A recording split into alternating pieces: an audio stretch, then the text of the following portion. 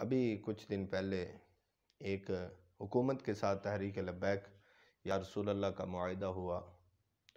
تو جب یہ معاہدہ ہو رہا تھا تو ایک دل کو بڑا سکون آیا، اطمینان آیا کہ چلیں کسی حد تک ملک پاکستان سے فساد کا جو ہے وہ ختم ہو گیا.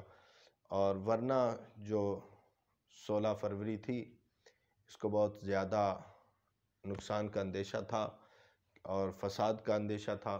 ظاہری سی بات ہے، مسلمان ہیں، نبی پاک علیہ السلام کا کلمہ پڑھا ہے، اللہ کے حبیب آخری نبی ہیں، خاتم النبیین ہیں، اور ختم نبوت پہ حملہ کرنے والا وہ بھی زندہ رہنے کا حقدار نہیں ہے. من سب نبیا فاقتلوہ، کہ جو نبی پاک علیہ السلام کو برا بھلا کہے اس کو قتل کر دو.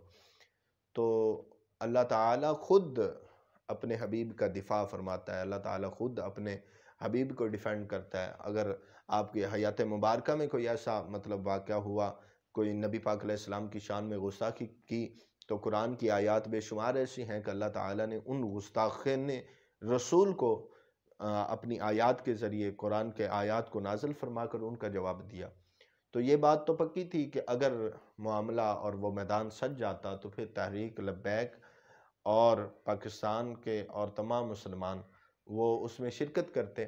لیکن افہام و تفہیم کے ساتھ وہ مسئلہ حل ہوا. کچھ دن اور کچھ مہلت اور مانگی گئی تو وہ مہلت بھی دے دی گئی، اس بنیاد پہ کہ جو ہے یہ مزید ہم امن چاہتے ہیں اور اسلام امن کا درس دیتا ہے.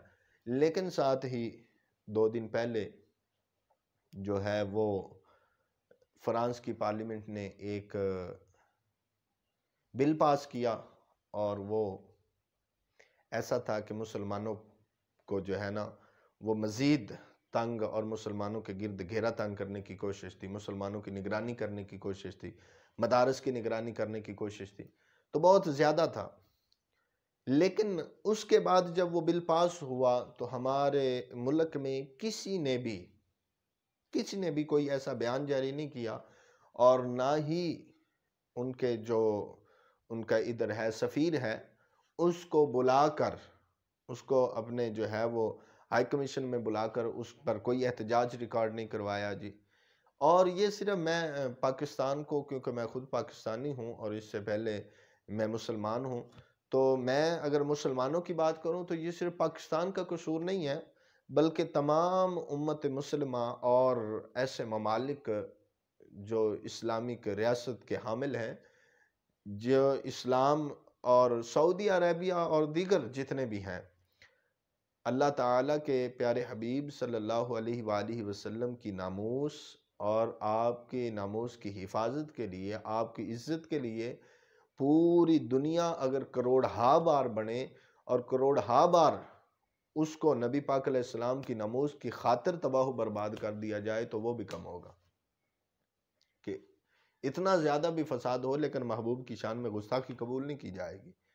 اللہ تعالیٰ نے ساری کائنات اس حبیب کے لیے بنائی ہے. تو کسی بھی ملک سے، کسی بھی جو ہے نا کنٹری سے، اسلامی کنٹری سے کوئی بھی جو ہے وہ سرکاری سطح پر اس کی مذمت نہیں کی گئی، اس کو روکنے کی کوشش نہیں کی گئی. تو یہ بہت بڑا المیہ ہے. میں تمام امت مسلمہ کو اور بالخصوص پاکستان کے حکمرانوں کو یہ کہتا ہوں کہ خدا را کچھ ہوش کے ناخن لیں. پرسنلی میری کوئی عمران خان سے یا کسی سے کوئی دشمنی نہیں ہے، لیکن میں عمران خان صاحب کو بہت اچھا بندہ سمجھتا ہوں کہ وہ اس کے دل میں درد ہے. اب اگرچہ ہی وہ ان کے پاس اتنا کچھ ہے نہیں کہ وہ کچھ کر سکے، لیکن ان کے دل میں درد ہے، ایک نظر آتا ہے ان کے چہرے پہ، ان کی باتوں سے وہ نظر آتا ہے. لیکن میں یہ ریکویسٹ کروں گا کہ خدا را کچھ اپنے مسلمان ہونے کا اپنا جو ہے نا وہ کردار ادا کریں، اور اس پر جتنا آپ کر سکتے ہیں مسلمان ہونے کے ناطے سے تو بہت زیادہ ہو سکتا ہے، بہت زیادہ ہو سکتا ہے. لیکن آپ as prime minister of Pakistan اگر جتنا بھی آپ کر سکتے ہیں اتنا تو آپ کریں. ان کو کہیں کہ ہمیں یہ قبول نہیں ہے، آپ کی ساری باتیں ہم برداشت کر سکتے ہیں، لیکن اسلام کے خلاف، نبی پاک علیہ السلام کے خلاف ہم کسی بھی چیز پر کمپرومائز نہیں کر سکتے. تو یہ سفیر تو یہ تو ہمیں تو کہنا ہی نہیں چاہیے تھا. یہ علماء کو اور یہ تحریک لبیک یا رسول اللہ کو یہ تو کہنے کی ضرورت ہی نہیں تھی. جب سرکاری سطح پر مطلب وہ ہوا تھا تو تمام ممالک کے سربراہان کو چاہیے تھا کہ ان کے سفیر نکال دیتے، تو پھر آج یہ بل پاس نہیں ہوتا تھا.